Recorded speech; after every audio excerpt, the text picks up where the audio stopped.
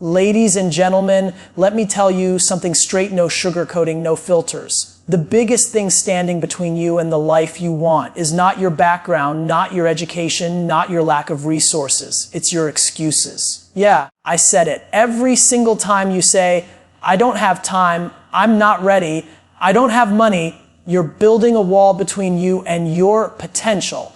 And the worst part, you're the one putting the bricks in place. We live in a world right now where opportunity is everywhere, information is free, tools are available, people are building businesses from their phones, and yet people are stuck. Why? Because it's easier to make excuses than to do the work. Excuses feel good in the moment, they protect your ego, they give you a reason to stay comfortable, but long term, they destroy your life. Let me ask you boys, how long are you going to in your situation, your parents, your boss, the economy? At some point, you've got to look in the mirror and say, it's on me, because that's where the power is. The moment you take responsibility, everything changes. Now you're not waiting. Now you're not hoping. Now you're doing. And let's be real, it's not going to be easy. You're going to be tired. You're going to doubt yourself. People are going to laugh at you. You might fail again and again. Good. That's part of the process. You don't grow by making excuses. You grow by taking hits and still showing up. Stop waiting for the perfect time. There is no perfect time. Stop waiting to feel ready. You'll never feel ready. Start now. Start messy. Start scared. But start. Because 5 years from now, you're either going to be proud of yourself or you're going to be sitting there with a list of excuses about why you didn't try. And trust me, regret hurts way more than failure. So today, make a decision. No more excuses. No more blaming. No more waiting. Take control. Take action. Take responsibility. Because your life is not waiting for you. Excuses quietly become the biggest barrier between where you are and where you want to be because they create a false sense of comfort while stopping real progress. When you tell yourself things like, I don't have time, I'm not talented enough, or I'll start tomorrow, it feels justified in the moment. It protects your ego and removes pressure. But in reality, every excuse is a decision to stay the same. The problem isn't that challenges don't exist, they do. People face real limitations like financial struggles, lack of support, or fear of failure. But excuses turn those challenges into permanent walls instead of temporary obstacles. Two people can be in the same situation, yet one finds a way forward while the other stays stuck. The difference is not circumstances, it's mindset and action. Excuses also shift responsibility away from you. The moment you blame something external, you give up control. If it's always someone else's fault or something outside your control, then there's nothing you can do to change your life. That's dangerous because it keeps you powerless. On the other hand, when you stop making excuses, you take ownership, and ownership is where change begins. Another reason excuses are so damaging is that they become habits. The more you use them, the easier they come. Over time, they shape your identity. You start to see yourself as someone who can't, instead of someone who tries. This slowly kills ambition, confidence, and growth. You don't fail because you tried and lost. You fail because you never gave yourself a real chance. Excuses also delay action, and time is something you can't get back. Every day spent waiting for the right moment is a missed opportunity to improve, learn, or move closer to your goals. Success isn't built on perfect conditions. It's built on consistent effort despite imperfect conditions. People who achieve something meaningful don't have fewer problems. They just don't let those problems become excuses. In many cases, excuses are rooted in fear of failure, judgment, or discomfort. It's easier to say, I couldn't, than to try and risk failing. But avoiding failure also means avoiding growth. When you remove excuses, you force yourself to face that fear. And that's where real development happens. Excuses don't just slow you down, they redirect your entire life. They keep you in the same place while others move forward. They create a gap between your potential and your reality. And the longer they stay, the wider that gap becomes. Accountability is the foundation of growth because it forces you to take full ownership of your actions, decisions, and results. The moment you stop pointing fingers and start saying, this is on me, you unlock the ability to change your situation. Without accountability, you stay stuck in a cycle of blaming circumstances, other people, or bad luck. With accountability, you gain control. Most people avoid accountability because it's uncomfortable. It requires honesty, and not the easy kind, the kind where you admit you didn't do enough, didn't stay consistent, or gave up too soon. That level of self-awareness can hurt your ego, but it's also what pushes you forward. Growth doesn't come from being right all the time. It comes from recognizing where you went wrong and deciding to improve. When you hold yourself accountable, your mindset shifts from excuses to solutions. Instead of saying, "This didn't work because of them," you start asking, "What could I have done better?"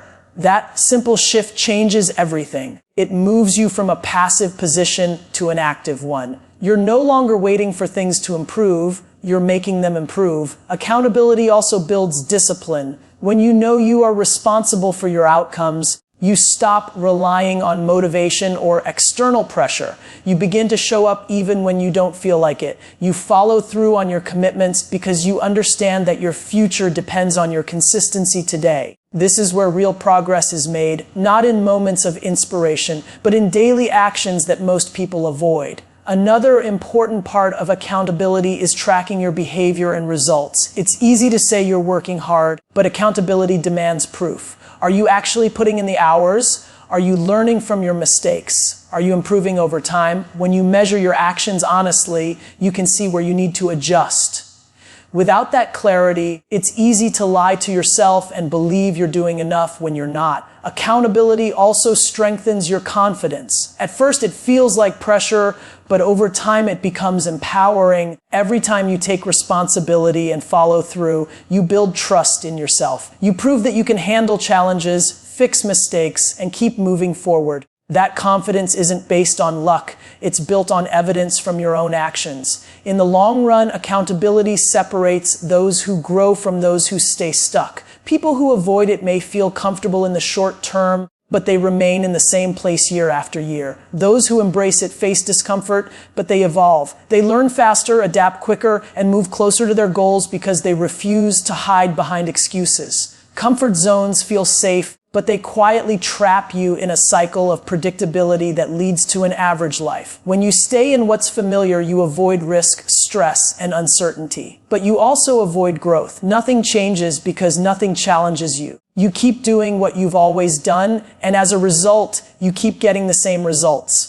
The comfort zone is built on routine and control. You know what to expect, you know how to respond, and you don't have to stretch your abilities. That might sound ideal, but over time it limits your potential. Growth only happens when you face something new, when you try, fail, adjust, and try again. Without that process, your skills, mindset, and confidence stay at the same level. One of the biggest problems with comfort zones is that they create the illusion of progress. You might feel busy, you might feel productive, but deep down, nothing meaningful is changing. You're not pushing boundaries, you're maintaining them. And while you stay comfortable, others who are willing to take risks are moving ahead, learning faster, and creating opportunities. Fear plays a huge role in keeping people stuck in their comfort zones.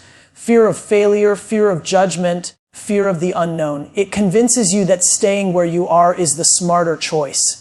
But in reality, that fear is exactly what points toward growth. The things that make you uncomfortable are often the things that will develop you the most. Avoiding them might protect you from short-term pain, but it guarantees long-term stagnation. Stepping out of your comfort zone doesn't mean taking reckless risks or making extreme changes overnight. It starts with small, consistent actions that challenge your current limits. Speaking up when you usually stay silent, trying something you're not confident in, taking on responsibility that feels slightly overwhelming. These moments build resilience and expand what you're capable of handling. Another important aspect is that discomfort teaches you adaptability.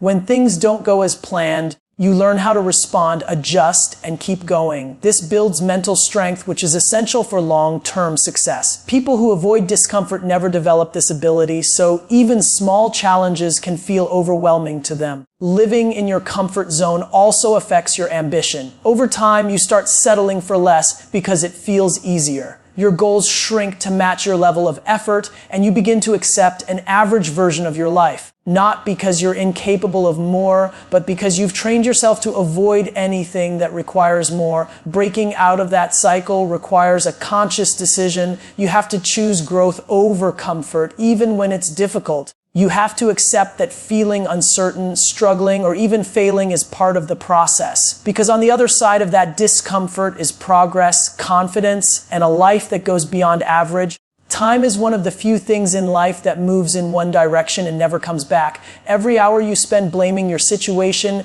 other people, or circumstances is an hour you lose forever. The problem is that blaming feels productive. It gives you a reason, a story, something to explain why things aren't working. But explanation is not progress. While you're focused on why something isn't your fault, nothing actually improves. Blame shifts your attention away from what you can control. It puts all your focus on external factors, your background, your environment, your past experiences, or the actions of others. Some of these things may be real and valid, but they are also fixed in the moment. You can't change them instantly. When you stay focused on them, you delay taking action on the things you actually can change, like your effort, your habits, your learning, and your persistence. Another issue with blaming is that it creates a habit of inaction. The more you justify your situation, the easier it becomes to stay where you are. You start to accept your current position as something that's happening to you instead of something you can influence.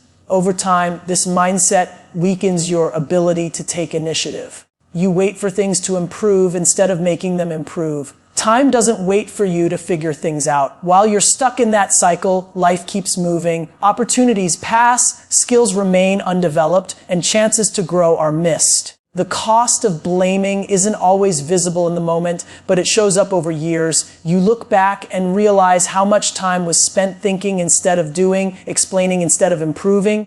Taking responsibility changes how you use your time. Instead of asking, why is this happening to me? You start asking, what can I do next? That question is powerful because it leads to action. Even small actions, repeated consistently, create momentum. They move you forward even if progress feels slow at first. It's also important to understand that using your time well doesn't mean being perfect or always making the right decisions. You will make mistakes. You will waste time sometimes, but there's a difference between occasional mistakes and a consistent pattern of avoidance through blame. One teaches you something, the other keeps you stuck. When you stop blaming, you reclaim your time. You become more focused, more intentional, and more aware of how you spend your days. You start valuing each moment because you recognize that it's limited. That awareness pushes you to act, to try, and to improve, even when conditions aren't ideal. Ultimately, time rewards those who take action and punishes those who delay.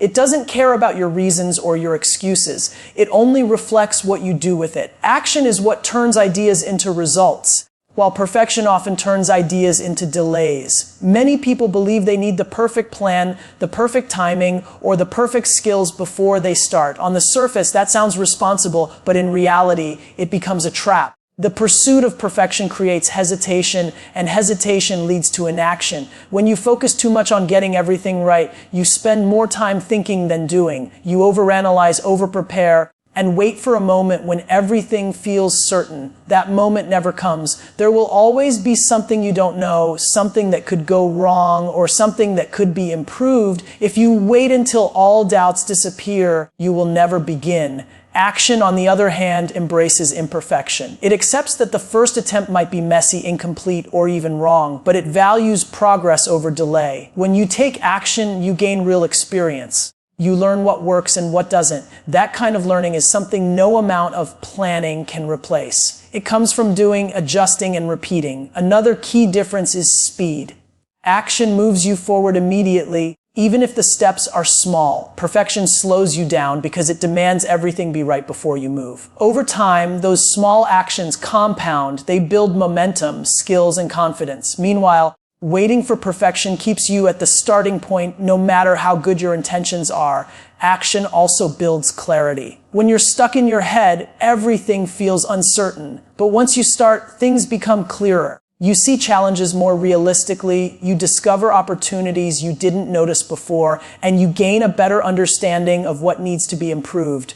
Progress creates direction, while perfection keeps you guessing. Fear is often the hidden reason behind perfectionism. It's not really about doing things perfectly. It's about avoiding failure or judgment. If something is never started, it can never fail. But that mindset comes at a cost. Avoiding failure also means avoiding growth. Every successful person has failed multiple times, but they moved forward because they acted despite that risk. Consistency is another advantage of action. When you take regular steps, even imperfect ones, you create a habit of moving forward.